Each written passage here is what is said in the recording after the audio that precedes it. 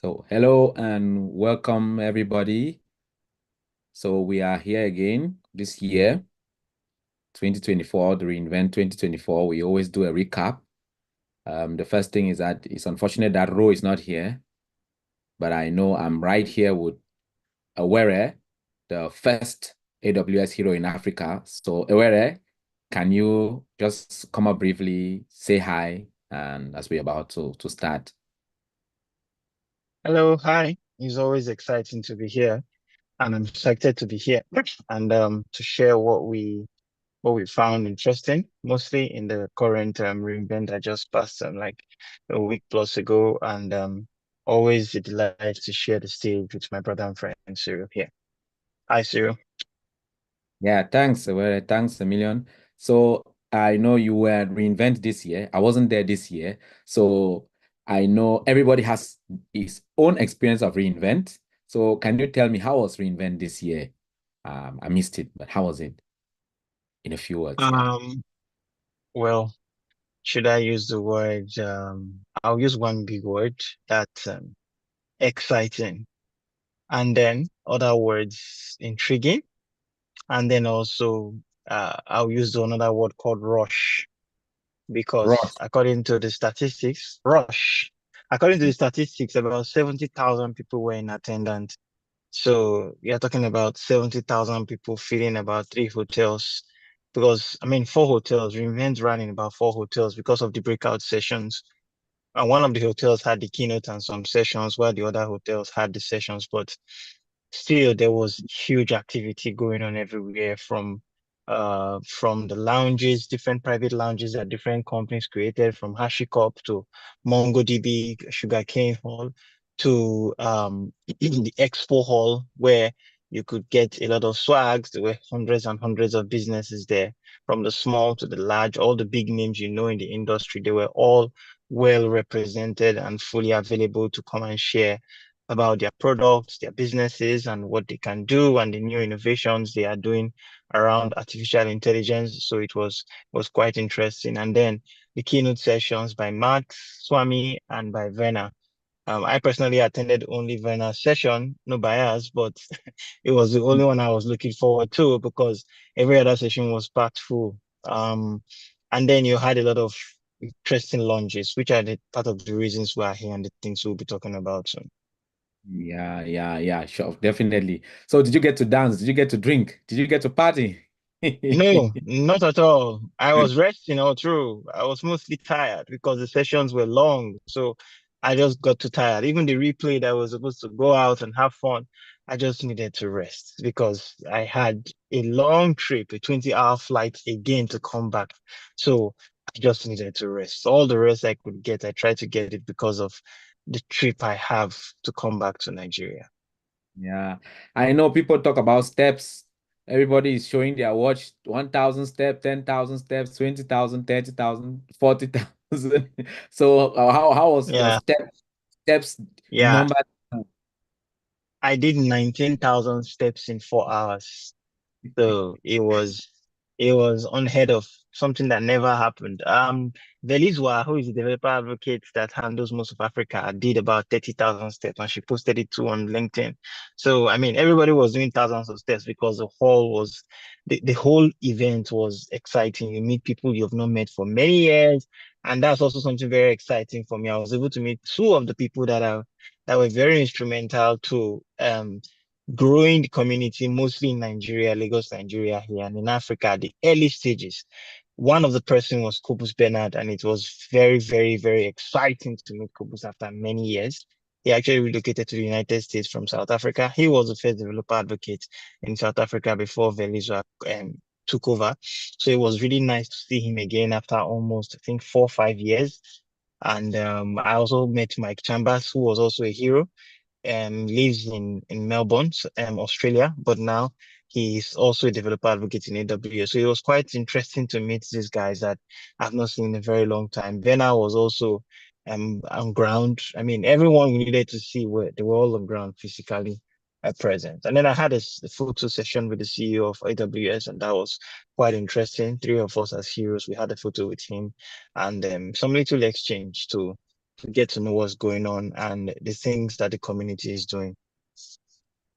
Okay, that's fine. So I guess you had a very interesting experience. I know I attended Reinvent 2 times the last 2 years. I didn't attend this year. My first year, I was overwhelmed with so many things. All what you're saying, I went through them. I mean the steps, so many steps.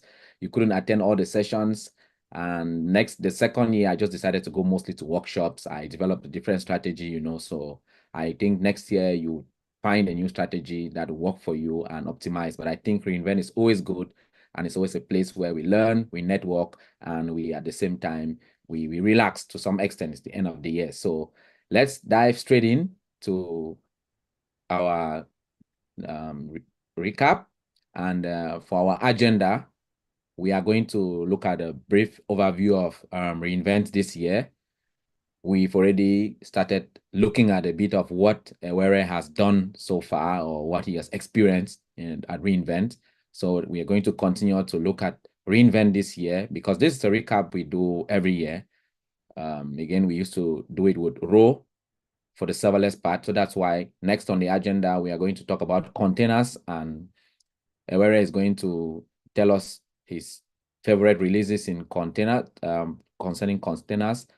Normally, we would have done serverless if Ro was here, but we will just go straight to analytics and ML. And I know you can always catch Ro anytime on LinkedIn, on Twitter, if you want to get some recent releases or you want to get some information or some insight on how to prepare for 2025. You can always ping Ro, and he's always available. So, and at the end also, we can have some questions from you, and then we are also going to try to share some conclusions. So let's move on then. The first thing we want to look at is that an overview of AWS Re-Invent, like we said. So this is the biggest cloud event. Ewere, have you been to an event bigger than this one? Never, never have I. This is the first and the biggest ever I have ever been to. Yeah. It's a very big event, and I also know it's around the time you created your blog, Ewere Tech. So I'm sure you were also preparing to do something big around this time because I've seen lots of releases in that during this Reinvent. So did you create your Ewere Tech blog because of the Reinvent, the impact of Reinvent? Why around Reinvent did you create your Ewere Tech blog? Why did you? Okay, so I mean, the blog has been long coming. I started working on it about 2 months ago. Not to plan for Invent, but Invent just came along as, an icing on the cake. I was like, okay, if I'm going to be able to launch it just before Invent, and it's good. So yeah, it's been a long coming. It's been a long Ewere.tech has been there for a while, but it's a plan moving into next year. One of the goals moving into next year to be able to share more tech content, AWS related content, cloud related content, AI related content will be coming in sometime next year, majorly next year. So basically, Ewere.tech is just me explaining technology, cloud computing, DevOps, AI from my own perspective and the way I've seen it, what I've learned, what the mistakes I've made, and also from my own experiences, sharing my own stories. So basically, it's a personal space where I just want people to learn and engage and communicate and yeah, be the best, be based on the content I'm going to share there in the coming future. Yeah, that's cool. So I know it's around that time you did already tech when you were traveling, and also AWS a big event. So AWS actually organized, Reinvent is a big event and it's organized by AWS. So some people attend in person and some online. For those who couldn't make it, I attended it online this year, but for the last 2 years, I've been attending it in person. So like we said in the beginning, it's a learning conference with boot camps, there are labs, gamified technical sessions. There are even tattoos. Did you get a tattoo? There are No, tattoos. I did not. There's every year there is something new. I think this year there Yeah. was hologram thing. This year I saw everybody was fitting themselves in between Swami. You saw this hologram thing. Did you use your mobile to I saw lots of No, there's always I saw it, something. yeah, but I Yeah, didn't give it a try. There were Yeah, too many other things. Too many yeah, other yeah. things. Yeah. So, and then we have keynotes from AWS leaders such as the CEO, the CTO, as they announce new launches. So Mm-hmm. actually, Reinvent, for reminder, is held in Las Vegas, and it's usually from the 1st of December. This year, it was from the 1st of December to the 6th of December, but it's usually the last month of November, or the last week of November, sorry, or the first week First of week of December. December. Yes, as in this case. So from the 1st to the 6th of December. And we had 60,000 attendees. Yeah, just like you said, it was massive, huge, lots of people moving up and down. It's crazy. It's so many people moving up and down. And Yeah. even online, you see there were about 400,000 people online, and more than 900 sessions. And you didn't get you had just attended one, right? You got to attend just one. Yeah, yeah. So I remember I looked for Caesar's Palace the first time. I got lost, and then my session was already late. I was moving all over the place looking for Caesar's Palace, for example. So it's really a very interesting experience moving from one event to the other, one session to the other. And we had new services for compute, storage, and databases. Inference also was what the CEO was talking about, and analytics. And I realized that this year the focus was more on security as really the foundation and compliance. And then we also had Vena, who talked about complexity management or the simplicity. I always love to get a Vena session in Reinvent. Now, moving on, there are top announcements for events. There are links like this. So if you want to get the top announcements, there are so many, about I think 120 something announcements just for Reinvent alone, and from pre-Reinvent till Reinvent, that is ending October till end of Reinvent, I think about 400 or so or more announcements. So there are so many announcements. You can always go there, take a look at the top announcements, as well as the YouTube playlist for the keynotes. So if you want to look at the keynotes from the CTO, from Vena, you can always go there and take a look at the keynotes. And also, this year, since there was a lot of talk about Amazon Q right from last Reinvent that it was introduced and on to this year, there are lots of developer productivity sessions that you can find in this playlist, which is more of like, how can I improve my productivity as a developer, not only with Q. There are so many tips, so many things that you find there, which would help you to be a better developer, because that is what you come on AWS most of the time to do, to try to build better applications. So we can now talk about the main container releases that Ewere you found interesting. So can you tell us briefly about the containers or compute releases that were interesting to you? Okay, your video seems to be off. Are you there, Ewere? Your mic is on mute. Let me ask to Yes, I'm here. I'm very much aware. I'm very much here. I'm okay. very much here. Yes. Okay. Um, I would say that of things had a lot of announcements, and the list is actually long. So we really can't talk about every single thing that was released in reInvent because there's so many content. Okay, there's so many content around AI, ML. Although a lot of things were focused on AI, ML, in all fairness, because a lot of things happen in Bedrock, which I know, Cyril will talk about. A lot of interesting stuff. I feel like AWS just put all their efforts inside of Amazon Bedrock, which is cool. But for some of those things to really run, you still need other supporting services and advancements in other services to be able to make those things to run effectively. So, from the container side of this, a couple of things happened, which was quite interesting for all the EKS lovers. two things happen in EKS, and then something new also happen on the EC2 side. So for EKS, the first thing you have here is called the EKS auto mode. Okay.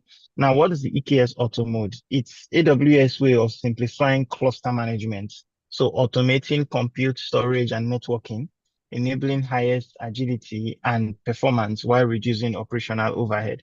Basically, the whole idea of auto mode in Kubernetes for EKS is that for AWS is to save you time in terms of how you need to manage your cluster, how you need to scale your workloads in your cluster, how you need to manage storage in your clusters. Now, most of these things, yeah, they're usually done semi-automatically. Okay. What I mean by that is there are tools that you can use to be able to do these things. A tool like a cluster autoscaler or Carpenter, which you have to deploy on your own. You have to understand how Carpenter works. You have to understand how to scale and work with Carpenter efficiently, and even cluster autoscaler.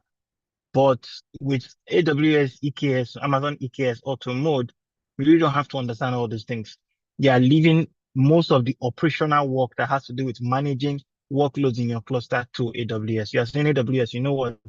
I'm not very experienced in managing the scalability and the reliability of my systems and even the network. Sometimes I run out of IP addresses. I don't know what to do. I'm not very experienced. I don't want to run into these troubles. And then you enable this feature. So this feature kind of acts like a platform as a service for you on top of EKS. So apart from being able to set up an EKS cluster, another challenge with Kubernetes most people have is being able to manage that EKS cluster effectively in production and ensure that it meets up with high standard and high demand in terms of the applications and everything running in your cluster. So EKS auto mode is just a toggle you will switch on your EKS cluster. If you go to your Amazon EKS console, you will see that it is now a feature that exists there. It wasn't existing there. You will see it there now, but it has a little condition.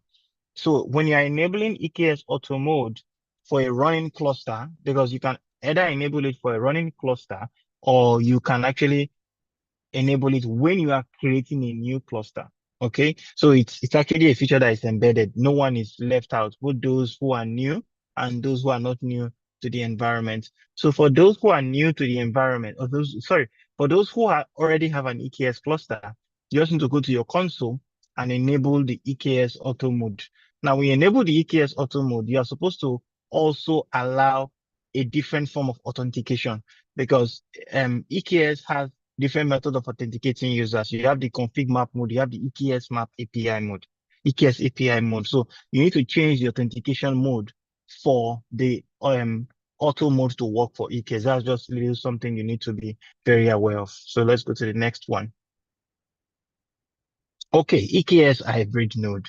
This is a personal favorite I have. So why is this? Why do I love this personal favorite? Now, the goal of EKS hybrid node is to allow you to deploy or to run a Kubernetes cluster where your worker nodes are not just tied to EC2 instances. Now, before now, if you are setting up an EKS cluster in Kubernetes, you need to set up your control plane, which is your master node, and then you create worker nodes, which are the EC2 instances using the auto scaling or the node group or managed node group.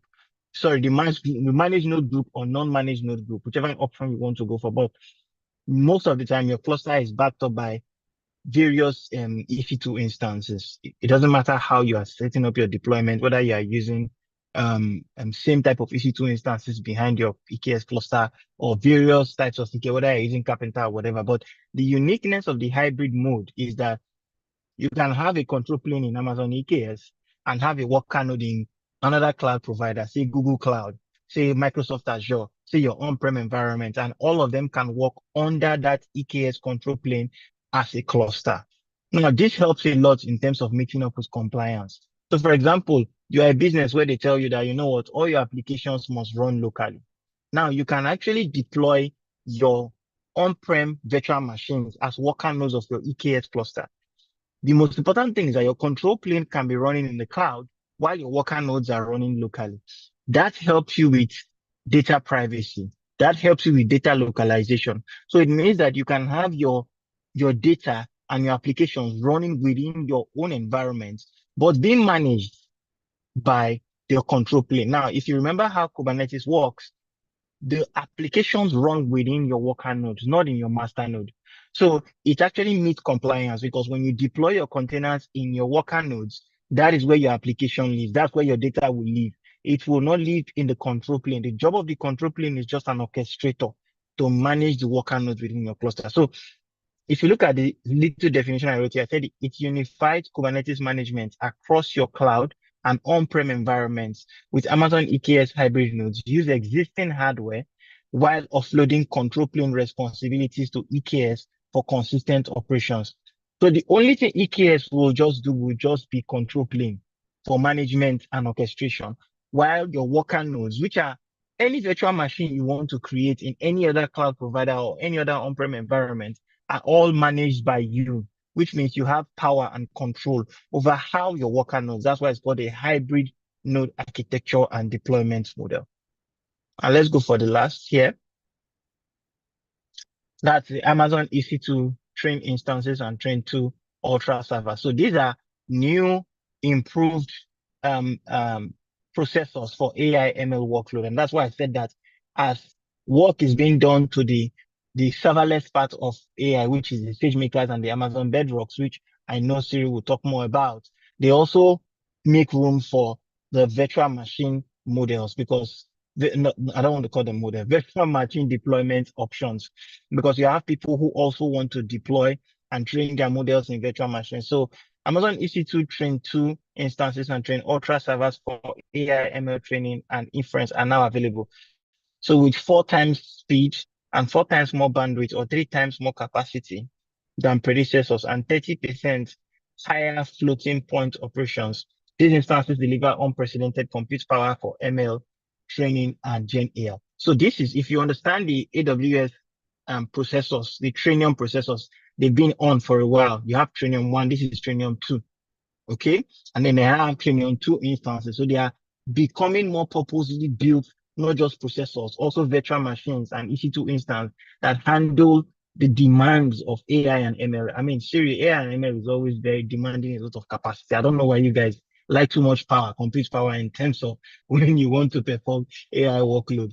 But yes, AWS is telling you that we are up to the task. And then you have the Train 2 Ultra servers, which are a new set of servers that will improve and give you more power to perform your AI and ML workload more efficiently and effectively.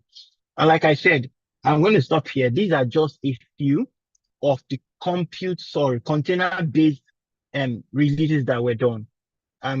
There are so many other releases in many other services within AWS. There was also something we call a pre-event, which is talking about some things that came out even before Reinvent.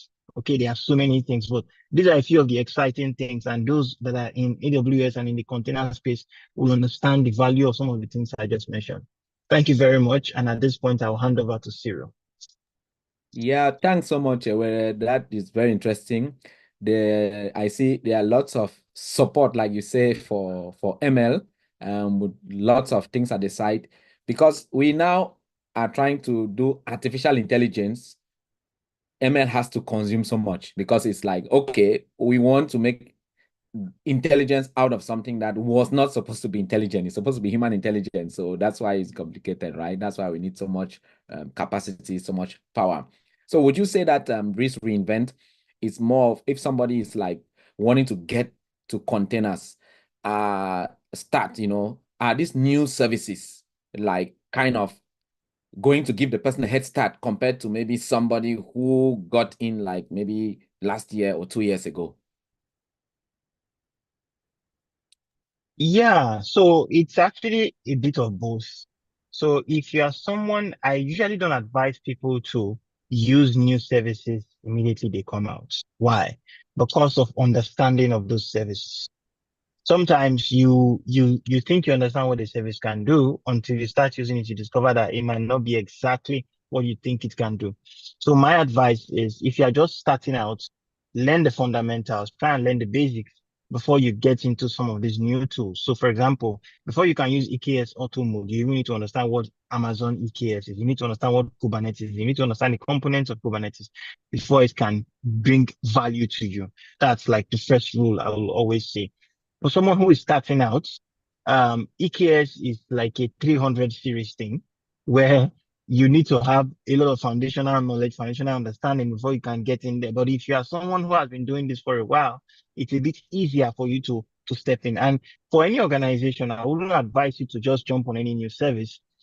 Try and create a sandbox environment to test out these services and see how they work, see how they fit into your business values before you eventually roll them into your production environment for usage. Because if you don't understand how to use it, it might actually become a problem for you. So the problem is not the tool, but the user who tries to ensure that they apply the right tool in the right scenario to get the best solution. Yeah, I love that, Ewere. I agree with you. There are times we want to jump steps, we want to go straight to this, but it's good to get the fundamentals so that even every new release that comes up, at least you know what has been added to or what has been improved upon, and then you have a choice of either using it or not using it. So it sounds perfect. Okay, so now for um, analytics and ML, I was impressed by these three services. Again, like you said, it's like there was the releases right from pre-reinvent, and even throughout the year there have been lots of releases on machine learning and especially Gen AI. So we are like, so I think at some point in time it felt like people were revolting. What about the support services? It's all about Gen AI every single day, LLMs. So I looked at these three releases, and I think they are interesting releases that coming next year, they would shape some of the applications that we would be building. So we're talking about SageMaker Lakehouse, Nova models, and LLM as the judge. So the first one is the Amazon SageMaker Lakehouse. So this actually is something, as someone who is in analytics, you want to get your data in one place. So a company starts first maybe with data lake like S3, and the company is dumping their data there. So you also later on realize that, okay, the company realizes that, okay, now we also want a Redshift. So now that is a warehouse. And we want to store our data there because we want to be doing queries, joining, things like that, doing joins and things like that. So there are other complex queries that we want to do that are good for the warehouse. And at the same time, there's some data that we want to dump in the data lake. So the lake house is actually a combination of your data warehouse and your data lake, so that all of them come together and they feel like one. So there is no silo again in this. And you are now just unifying all your data which is coming from S3 and from Redshift.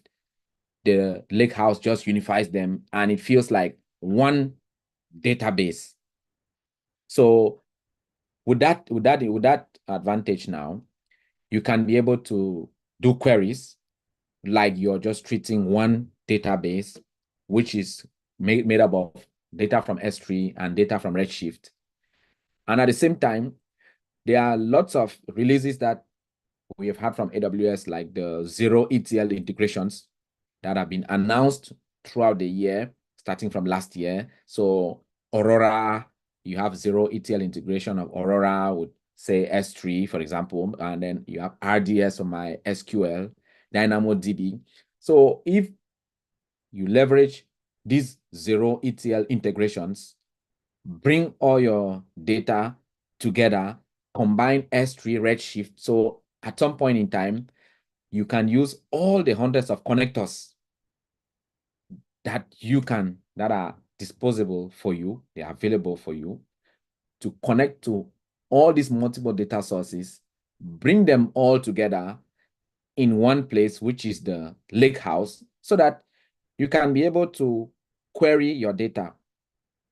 Because of the Iceberg compatibility, the other releases around Apache Iceberg, you can just query your data in place. That is also a good thing. So with your AWS Glue, using Athena, it opens you to a wall of, I can analyze data from any of these data sources, which is really very powerful because that's what analytics is all about. You want to be able to get insight from all the company data, and you don't also want to have duplicates. You don't want to be copying data from S3, putting in one database, copy from Redshift, put it in one database, then form maybe a new database, then you query that database. So this is what the SageMaker Lakehouse actually does, which is very, very interesting for someone who is interested in doing some analytics, running some SQL queries using Athena on your database, and you are sure that you're touching everything that concerns the company. Because again, people come to the cloud differently. Some companies start first with S3, then add Redshift, and then they want the two of them to come together. This has solved the problem. And I find this service like a service which will be very interesting for analysts to use in the coming year. Then again, we know Gen AI. So last year we talked about Anthropic and all the Bedrock and all the foundational models that are linked to Bedrock. So AWS have created some new set of cost-effective and relatively fast foundation models, which when the benchmark are done compared to similar models, they are doing pretty well. They've done several benchmarks, and I've seen that they are doing pretty well. So these foundation models created by AWS would be available on Bedrock alongside other foundation models like from Anthropic, Claude, Meta, Llama. All these now would come to help you build with AWS own foundation models. Remember, AWS has other models before on Bedrock, but these ones now are really very performant models. Like one of them, the Nova Micro, is a text-only model. So it only takes input text and outputs text. So if you see, it's kind of like, it's very fast, but also not, the tokens are 128,000 tokens. So it's not the biggest token size like you see, but it does its job in just focusing on text queries, ask questions, get answers using text. You have the Nova Lite, which now goes a step further. It's a low cost, but multimodal model. So multimodal would mean you can take text, videos, images. You can give it text, videos, images, and then it's going to give you your reply. You get the response, your text response. So you can see that, yes, the token size is now 300,000. So it's a bit bigger, low cost, multimodal, not like the micro, which is just text only. The next on the list is the Nova Pro. Nova Pro now is highly capable multimodal.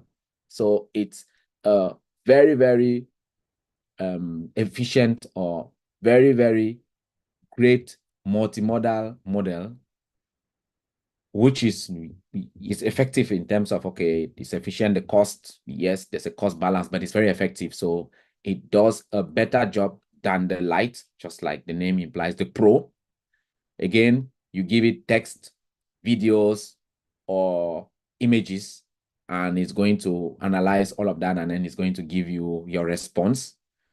And it's 300,000 tokens, just like the Lite. So far, these ones are concerned with multimodal or text. You give input, like this is my input, but the text is output.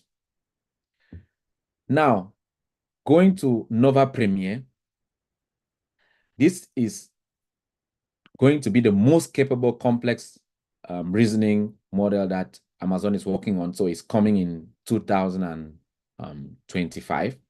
So it's coming in 2025, next year. Is going to be able to do lots of complex reasoning and can even help you with the other models that came before it, like the Micro, the Lite, the Pro. So this is not yet out, but it's going to do lots of more things. I mean, it's going to be advanced. It's still in the training phase right now. And then, of course, they're going to test and make sure everything is well done. And next year, we are going to have them. So we are all expecting Premiere to be a model that would help us do lots of interesting things. And then when we talk about image generation,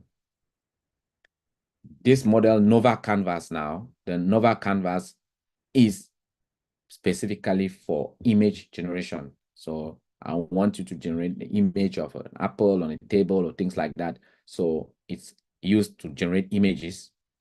And then we also have a couple of last year and the years before, there have been some video generation models. So Amazon has gone back to the drawing board and have come up with their own video generation model, which is Nova Reel. So you prompt it and it's going to create a video for you. And the video would be as realistic, as possible. GenAI is all about making the content look original, compared to, it's trying to recreate what should look like the original. So I expect these models, which are proprietary to AWS and created maybe in response to the fact that all other models are being developed every single day and they are improving their different versions. They are also responding to that. And I really hope to see what the AWS engineers would put behind these models. I know there are plans to make them later next year to be, you can have multimodal any to any. You can provide it input as text, as input as text, as video, as your images, then it's going to give you back an output at the same time. It could give you text, video, images mixed and just combine everything and send to you. So those are things that I know the engineers are working on, and we expect to see such in the coming years. And last thing that I found really interesting is LLM as a judge.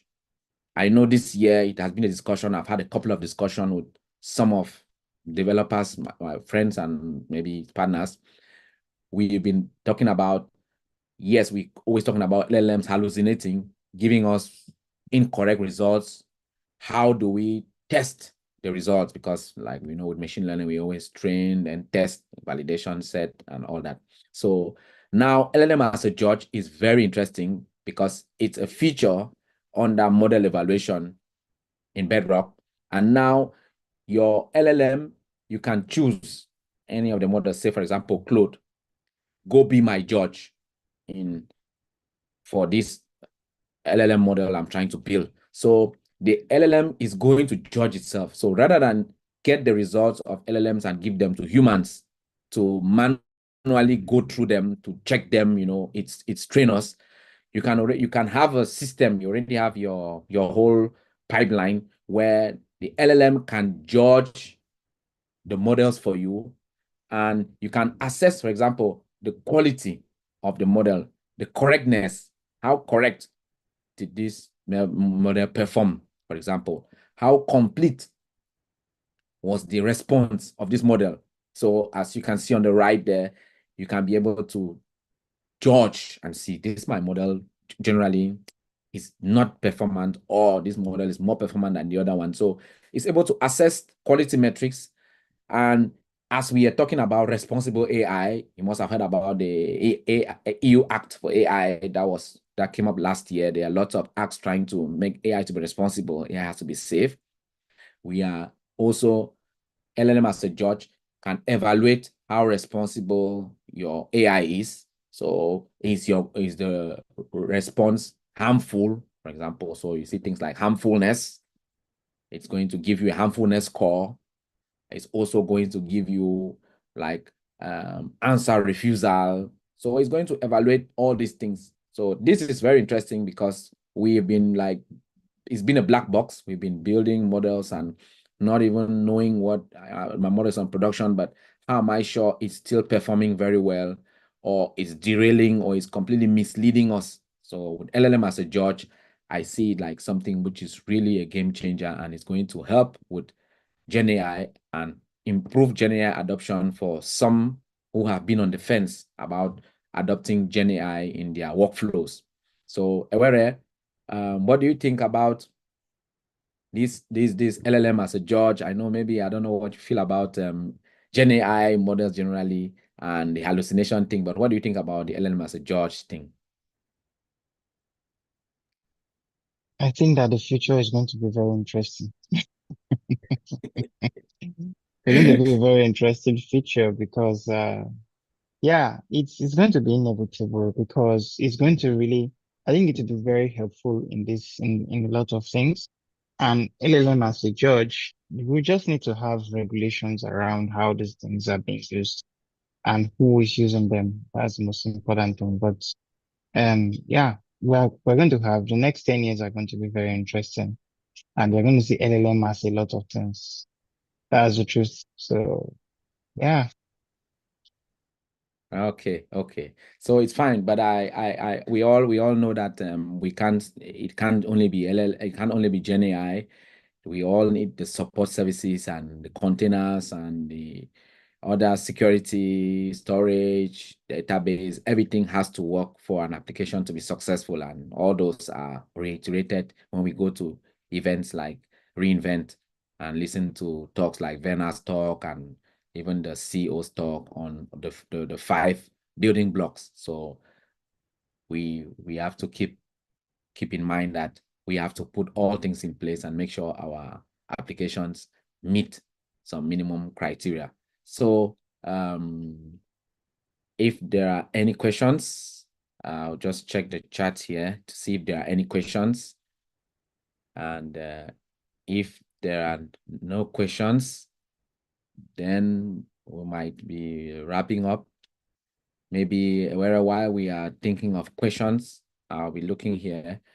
If you want to maybe advise somebody like getting into 2025 and the person is interested in containers, maybe DevOps, DevOps containers. Yeah. So what would you like to say to somebody getting into 2025 after reInvent and maybe working on AWS, work with applications on AWS? I would say, I would say get into some of the courses that AWS has to offer. The Skill Media platform is one of the very good platforms where you can really learn a lot about AWS.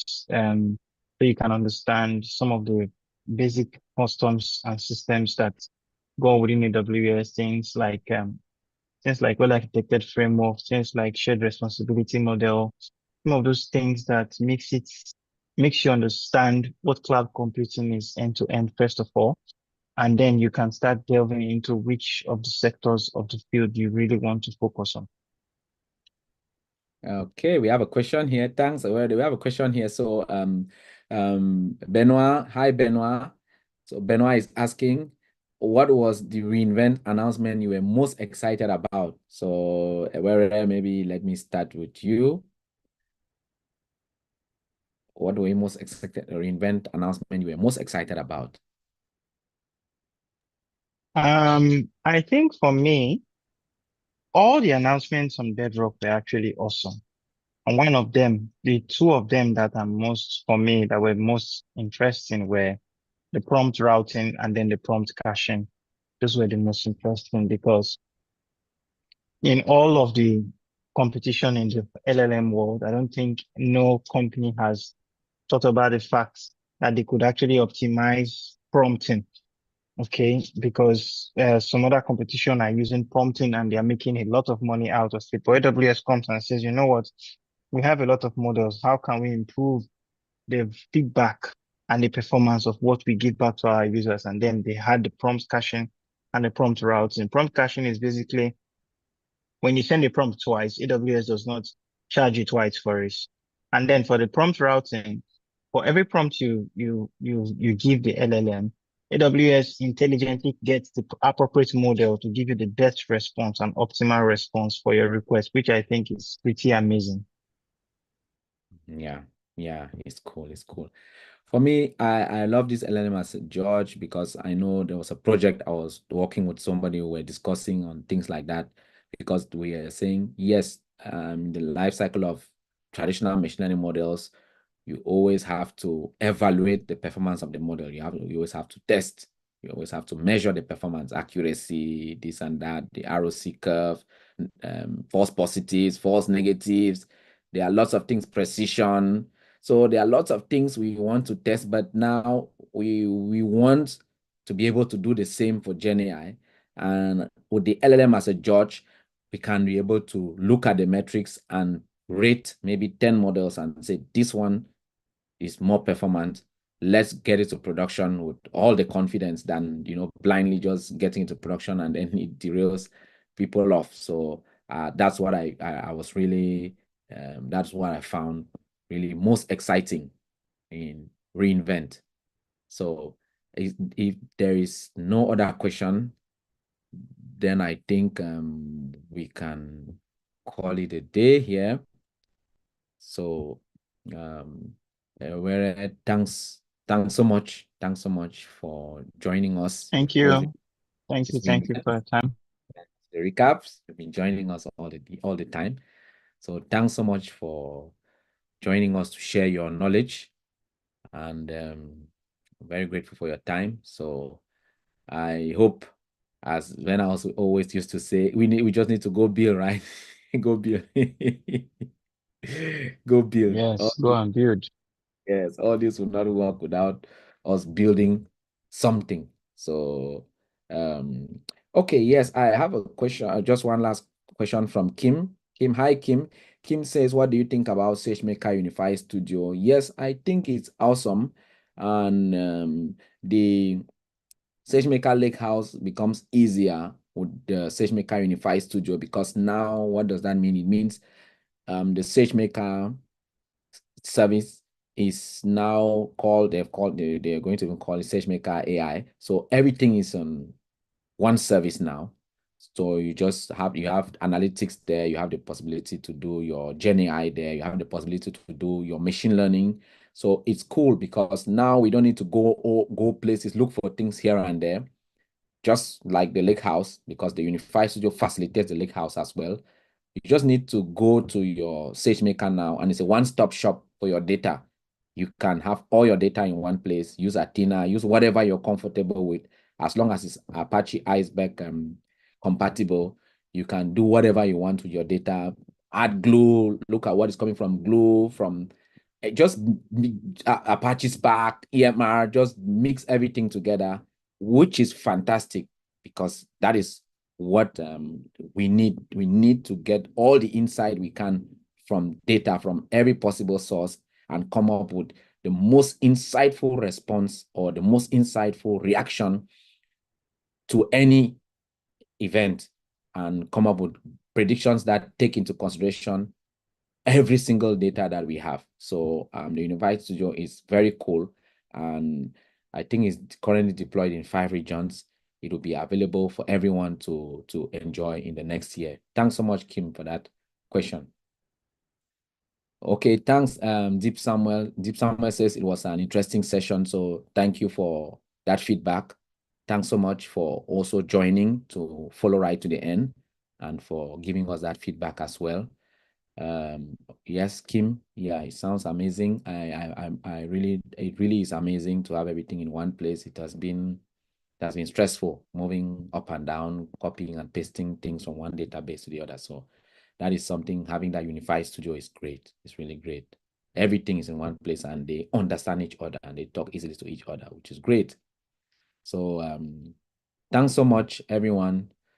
Thanks. We are always available on LinkedIn. Ewere is available on LinkedIn. I'm going to add it in the description in this video. I'm going to share his contacts. He's on LinkedIn, Twitter. Are you on Blue Sky? Not yet, joining soon. Yeah, cool. Okay. So thanks so much. Ewere is everywhere. He's available to help out, to help anybody. And I'm also available if you need anything. So let's call it a day for now. And again, let's go build. Thanks, Ewere. Bye, everybody. Bye-bye. Thank you. Bye.